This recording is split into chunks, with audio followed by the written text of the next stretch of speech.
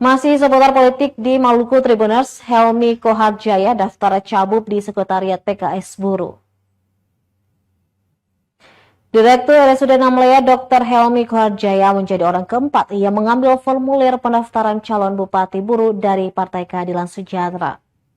Ketua Satgas Tim Penjaringan Irfan Papalia mengatakan Koharjaya diwakili tim pemenangannya tiba di Sekretariat DPD PKS Buruh sekitar pukul 17:50 waktu Indonesia Timur Rabu. Papalia mengaku mempunyai hubungan baik dengan Koharjaya. Diketahui PKS Kabupaten Buruh telah memiliki 4 pendaftaran calon Bupati Buruh. Di antaranya M. Satrio Primasti, Beng Idrus Tuwila, Asis Hentihu, dan Dr. Helmi Koharjaya.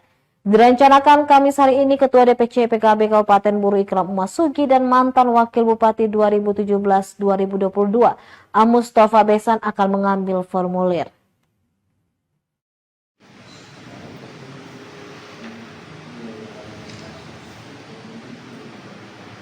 Di antara 4 pendaftar pada hari ini ada salah satu Dirut Rumah Sakit RSUD Namlea, Pak Dr. Helmi.